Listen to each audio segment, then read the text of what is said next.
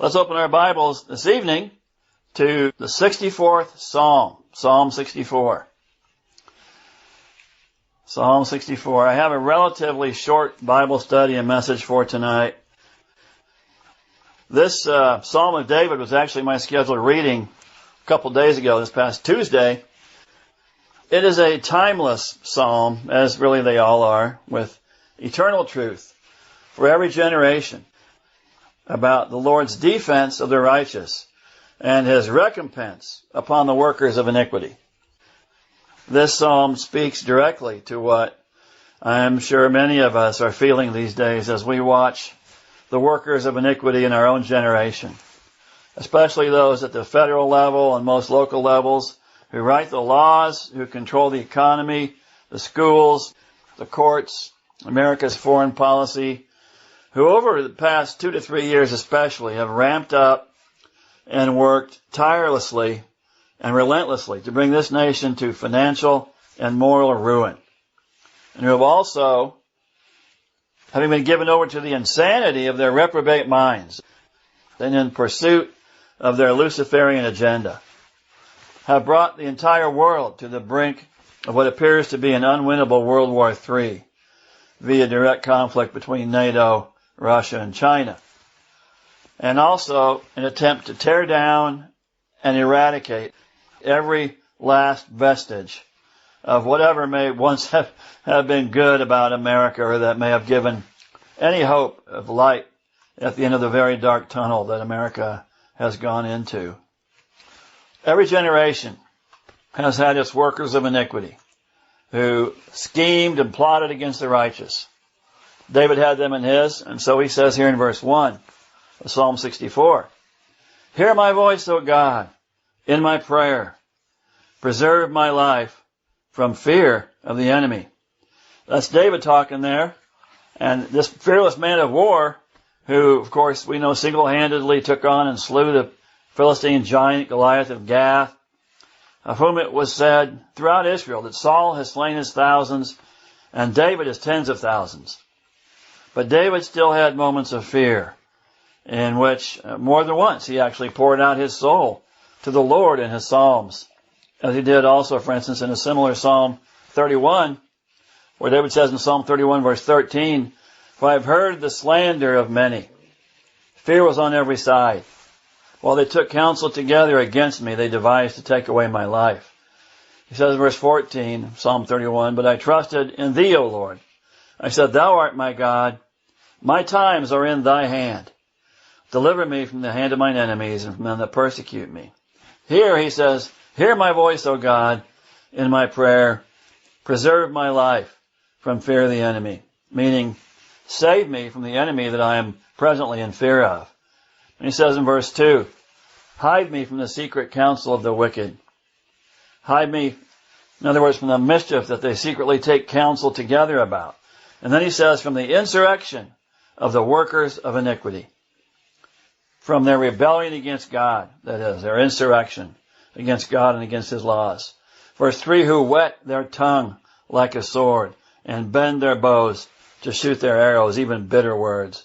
That word whet, here in verse 3, of course, means to sharpen, as with a whetstone, that some still use to sharpen their knives.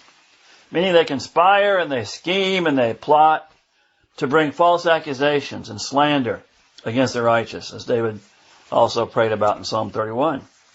David says they bend their bows to shoot their arrows, even bitter words, that they may shoot in secret at the perfect. Suddenly do they shoot at him and fear not.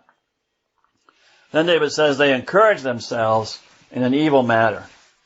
They hold their lodge meetings and their Bohemian Grove rallies and their Bilderberg and their World Economic Forum meetings to encourage themselves in an evil matter, to embolden themselves and embitter themselves against the righteous, to convince themselves that their united agenda and what their father the devil has brought them together to do will be good for them and for the world, perhaps. And then David says they commune, meaning they conspire together. Just as he says in Psalm 2, they conspire together of laying snares privily for the righteous, of course. And then in their atheistic foolishness, They mock at God. As David puts it, they say, who shall see them? As if there's a God in heaven, he won't see us or he won't stop us. They say, who shall see them? They search out iniquities. They accomplish a diligent search.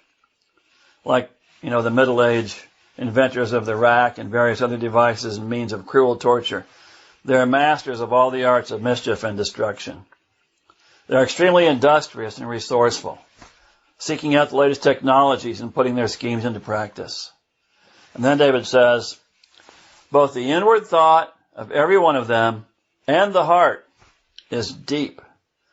Both, David says, in their reprobate minds and in their hearts, in their spirit man, they are full of evil, displaying themselves to be sons of their father the devil, both in their heart and in their soul.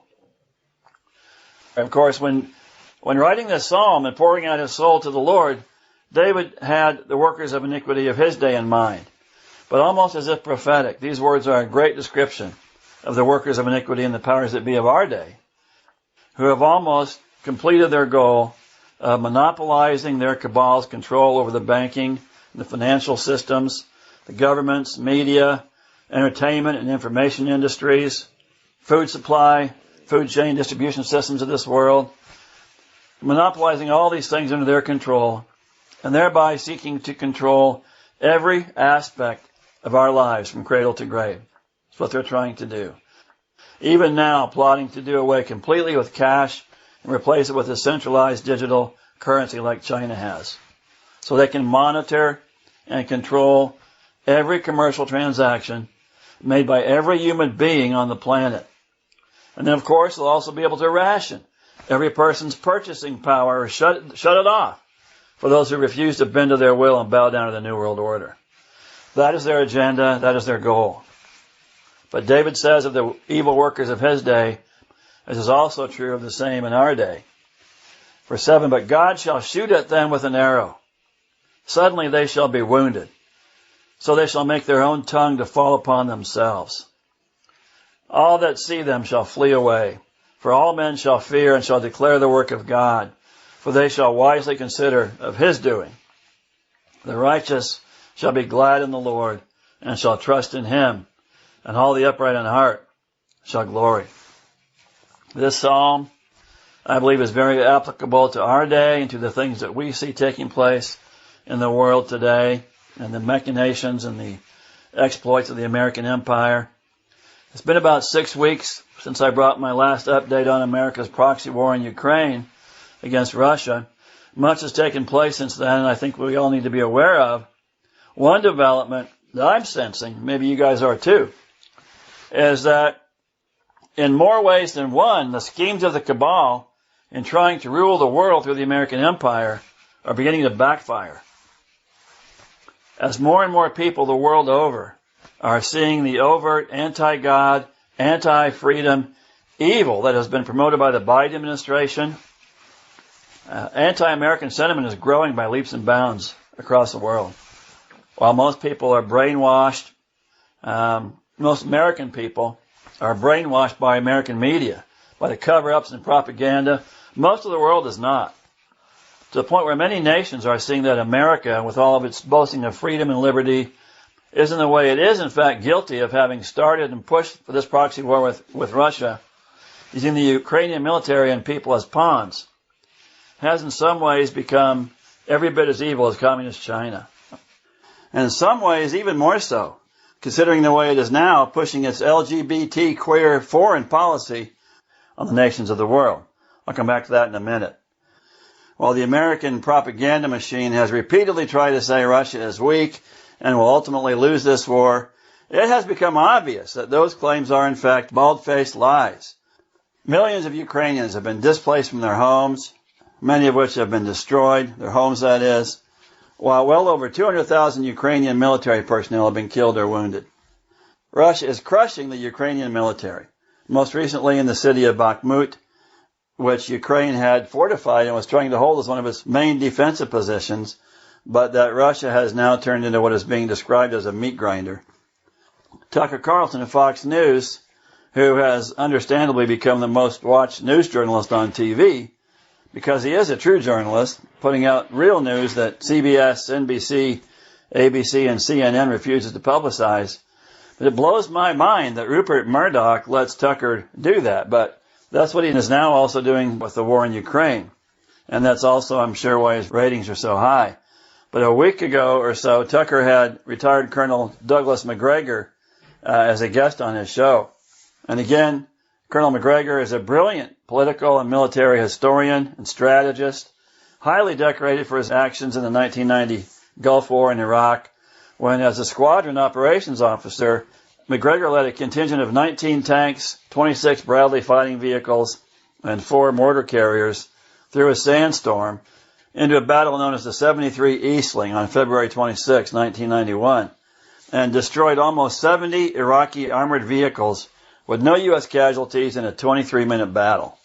So this man knows modern warfare. He served as senior advisor to the Secretary of Defense in the Trump administration, and he still has several friends inside the Pentagon that Macgregor says are giving him the true story of what's taking place in Ukraine.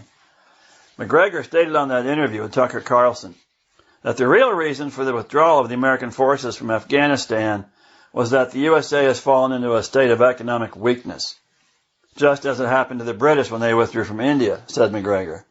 Regarding the situation in Russia and Ukraine, Macgregor said his sources inside the Pentagon told him that at least 122,000 Ukrainian soldiers have been confirmed killed, which number rises to 157,000 when you include those missing in action and presumed dead, while the Russians count only 20,000 total dead and 50,000 wounded, less than one-fifth of what the Ukrainians have lost. Macgregor said, quote, "The Ukrainians will be crushed. Even the Washington Post and the New York Times are finally starting to write the truth." He said the losses are terrible. "We watched as the Russians basically destroyed 3 separate armies that had been created by the Ukrainians. And everyone is now starting to wonder what's really going on. The truth is coming out, which is that this war was not started by Russia, that Russia asked us not to try to push Ukraine into NATO. We ignored Russia, and Russia had already made it clear that it would defend its national interests. All they wanted," said Macgregor, "was the neutral status for Ukraine." And that's true. Been saying that for a year now. And then when Tucker asked him how the U.S. would go about waging war against Russia and possibly China at the same time, Macgregor replied, "This is not possible. It cannot be done against Russia," he said. We couldn't do it we couldn't take them on the ground. He said, "We are on the road to bankruptcy. Furthermore," he said, "I'm concerned that we might actually provoke a direct confrontation with the Russians. We've already seen that the Russians are ready to fight. They've already carried out partial recruitment. They can quickly send millions of men into the field. We can't do that." He says, "We can't even recruit new blood for our armed forces." He said, "The left," meaning Biden et al., "has destroyed the U.S. military." Who are we kidding? He says. "The stocks of ammunition and equipment that we have accumulated over the years have been depleted. Now sending them over to Ukraine, even though we have never gone to war." He said, "This is madness. Obviously, this is madness." And so just as what took place during the COVID scam, several voices were then getting out the truth about the scam and the fraud. But the cabal and its controlled prostitute network media machine just keeps lying to the bulk of Americans that continues to trust the major network news to tell them the truth. They just keep putting out these lies. The American people, for the most part, continue to believe that Putin is the evil monster here and that China's Xi Jinping is now his criminal accomplice and that Joe Biden is leading the righteous charge to rescue Ukraine. Speaking of China, after warning 3 weeks ago of a coming military confrontation between China and the U.S., a few days ago, China's President Xi Jinping, I'm sure you all heard, made a historic visit to Moscow to meet with Vladimir Putin to present his ceasefire peace plan to end the war in Ukraine, which is important to him because they want to build an overland route to trade with Europe. And that's got to go through Ukraine, and he wants peace in the area so they can actually build up some trade with Europe directly without having to go by ship, which is subject to, dangers from the American Navy. But before that peace plan was even presented to the U.S., it was rejected. In an interview with Fox News, National Security Council spokesman John Kirby said the U.S. is, quote, vehemently opposed to the call for a ceasefire between the warring nations of Russia and Ukraine.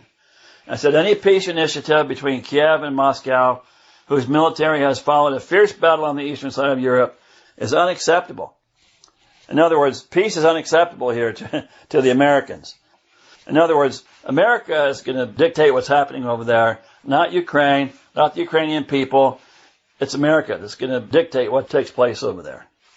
Hours later, then, Secretary of State Anthony Blinken, who I'm pretty sure is actually of Ukrainian descent, publicly criticized China's peace proposal for Ukraine, not even knowing what it was, I believe, warning the world not to be fooled by Moscow's attempt to freeze the war in its own terms. Of course, he said that before he even knew what those terms were. They didn't even look at the proposal. He said calling for a ceasefire that does not include the removal of Russian forces from Ukrainian territory would be effectively endorsing the Russian occupation. A ceasefire now without a viable solution would allow President Putin to rest and redeploy his troops and then resume the war at a time more favorable to Russia. At about the same time then, Britain announced it would be supplying Ukraine with some of its Challenger 2 main battle tanks, along with armor-piercing depleted uranium shells. To which Vladimir Putin responded as follows in a televised speech. He said, quote, the delivery and use of depleted uranium missiles by the Ukrainian armed forces will be perceived as an attack against Russia with a weapon that has a nuclear component, said Russian President Vladimir Putin, warning Britain not to cross the Rubicon, in effect calling these depleted uranium shells nuclear dirty bombs. He said, today it became known that the United Kingdom, through the deputy head of the Ministry of Defense of the country, announced a supply of not only tanks to Ukraine, but also shells with depleted uranium. Russia will be forced to react once the collective West starts using weapons with a nuclear component. He said they used these munitions in Kosovo, in Serbia. They bombed peaceful towns and destroyed bridges without UN sanctions. And then there were consequences. Serious illnesses were caused. This leads us to serious thoughts about the continuation of the war and how we can respond. He said if that happens, there are fewer and fewer steps left on the road to nuclear conflict. In other words, Britain, if you send these depleted uranium shells, this is going to escalate to a nuclear confrontation. And then yesterday, this is big news. After marathon discussions, 10-hour discussion between Putin and Xi Jinping, a somewhat earth-shattering announcement was made, which was that Putin and Xi Jinping agreed to adopt the Chinese yuan in Russia's commercial transactions with third countries, in effect creating an economic zone that will trade in yuan. As one Greek news article stated, this is a world historical development, as Russia has agreed to convert the Chinese yuan into an international reserve currency, through which energy purchase and sale arrangements will be made. This development will directly lead to the death of the petrodollar and the birth of the petro-yuan, bringing rapid developments to the American and global financial system.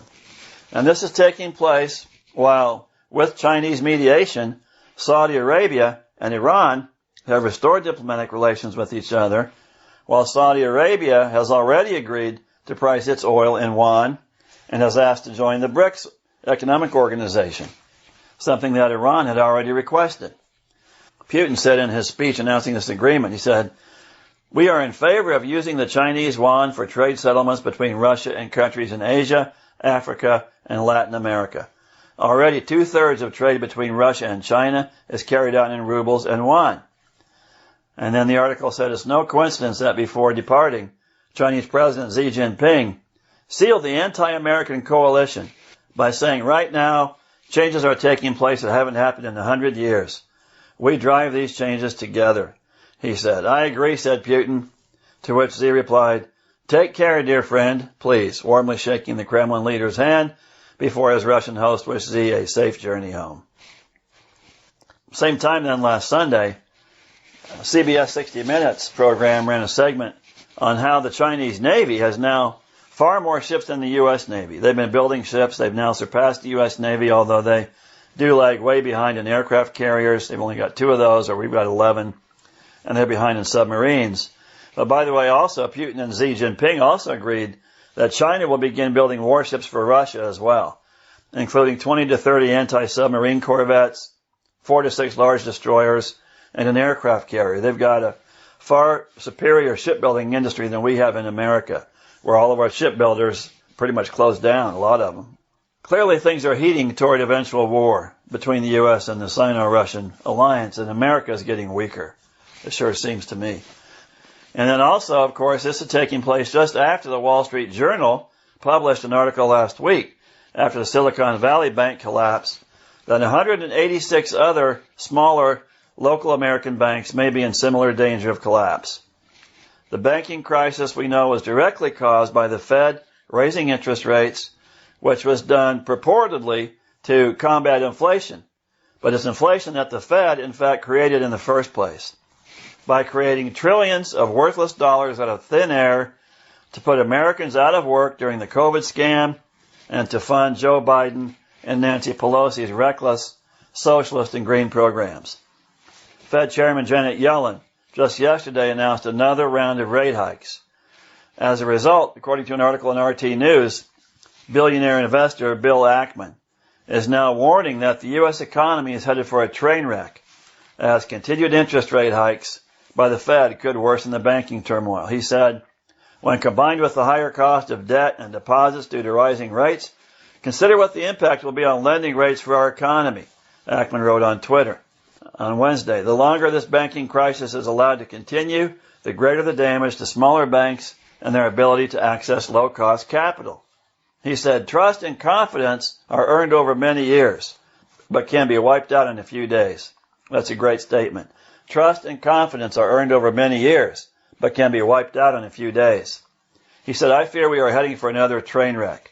Hopefully our regulators will get this right. He said, well, I doubt they're going to get this right. That article closed with this paragraph. Western governments and central banks have sought to prevent a cascade of bank failures after the sudden collapses earlier this month of Silicon Valley Bank and Signature Bank in the U.S. The turmoil has also hit troubled Swiss banking giant Credit Suisse, which has been acquired by its rival UBS in a government-brokered deal aimed at shoring up public confidence in the Western financial system and averting a global crisis. So last but not least, to all this I would also add that John Kirby, National Security Advisor, announced yesterday at a press conference that LGBT queer rights are a core part of our foreign policy, and he threatened economic sanctions against Uganda after Uganda recently passed an anti-homosexuality act. He said, quote, President Biden has been nothing but consistent about his foundational belief in human rights, and LGBTQ rights are human rights. And yeah, Joe Biden's been very consistent on that. He said that's something that's a core part of our foreign policy, and it will remain so. So this is a core part of our foreign policy. Kirby added in that press conference, we're never going to be shy or bashful in speaking up about those rights for individuals to live as they deem fit, as they want to live, added Kirby. Kirby, though, he's not just speaking up here. He's threatening economic sanctions to force this policy on Uganda and all other nations that follow the same course of outlawing homosexual behavior. This policy, in itself and by itself, will, of course, bring final destruction on this wicked nation of America. Sodomy is not only a sick, self-destructive perversion, but it is also a sin and an abomination in God's eyes, and no one has a right to sin against God. But by the way, that policy did not start under Biden. It actually began under Obama, and that was continued in full force by Donald Trump as well. On another similar note, Secretary of State Anthony Blinken also said last year that he brings up gay sex in every conversation with the Saudis. He said, quote, I press the Saudis and LGBTQI issues in every conversation. And he warned that attacks on LGBTQI communities is the, quote, canary in the coal mine for broader anti-freedom efforts. And so this is a litmus test of whether a nation is following our foreign policy or not, if they're enforcing LGBTQ rights. So the American empire's foreign policy is now to compel the nations of the world that it trades with to comply with its LGBT queer agenda or face economic sanctions. This will, by itself, destroy America. In their own stupidity and reprobate minds, the powers that be have pushed Saudi Arabia into the arms of Russia, China, and Iran and shot themselves in their economic foot, possibly committing economic suicide by destroying the value of the petrodollar and its backing by Saudi Arabian oil. And this is just in the last few days. And by the way, if LGBT queer rights are a core part of America's foreign policy, we can presume it won't be long before American citizens will also be sanctioned and or prosecuted for speaking out against LGBT queer rights. So that's a general summary of where things stand at present with the progress of the American empire and its global hegemony. That's the status at present of the New World Order. The nations of the world are becoming increasingly sick and tired of being told what to do by an increasingly evil American empire. And it appears to me that the American empire may well be crumbling. And like Caesar Nero, Uncle Joe Biden is playing his fiddle while Rome burns. And maybe he'll blame it on the Christians too, like Nero did. What impact all this may have on my eschatological opinions remains to be seen. We have to see how things develop. Perhaps the empire will strike back. I don't know.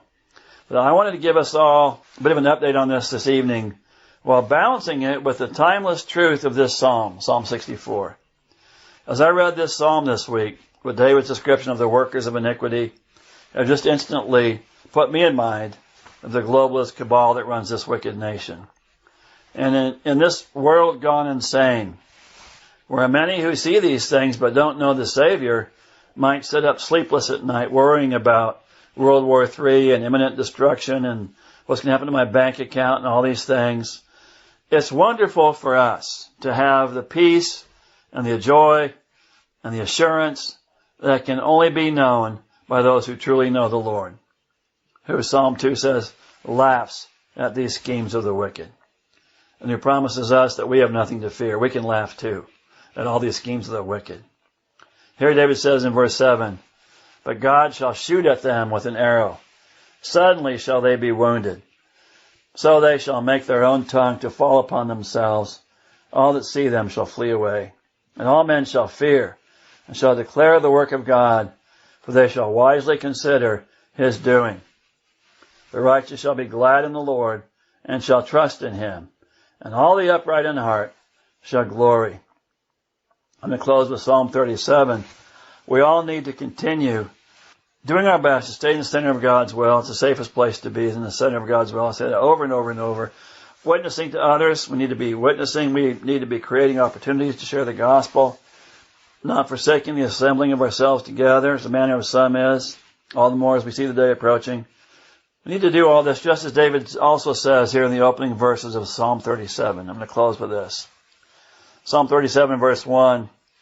"Fret not thyself because of evildoers, neither be thou envious against the workers of iniquity. For they shall soon be cut down like the grass, and wither as the green herb. Trust in the Lord, and do good. So shalt thou dwell in the land, and verily thou shalt be fed." God's going to take care of us. "Delight thyself also in the Lord, and he shall give thee the desires of thine heart. Commit thy way unto the Lord. Trust also in him, and he shall bring it to pass." He'll bring his will to pass. "He shall bring forth thy righteousness as the light, and thy judgment as the new day. Rest in the Lord. Wait patiently for him. Fret not thyself because of him who prospereth in his way, because of the man who bringeth wicked devices to pass." Joe Biden et al. "Cease from anger and forsake wrath. Fret not thyself in any wise to do evil. For evildoers shall be cut off. But those that wait upon the Lord, they shall inherit the earth." That's what I had for you tonight. Just a brief message. I will at that point go ahead and say a word of prayer to close, and we'll shut the meeting down for tonight. Father in heaven, Lord, we thank you for your word. We thank you for the assurance it gives us, for the peace that you give us through your word, through the examples of men like David and others who had fear at times, but they trusted in you, and you never let them down. You've never let us down. You're always faithful. We thank you, Lord, for your steadfastness and your faithfulness, and we know that will never subside, that you'll always be faithful. And even when we are faithless, you abide faithful. And so, Lord, we just thank you for these things, and thank you that you promised in days to come, no matter how evil, how dark this world gets, you promise to provide for our needs and take care of us. And I just pray that you'd, if it be your will, that you'd help us, Lord, to stay together and do your will as a church. We love you, Lord, and we praise you. In Jesus' mighty name, amen.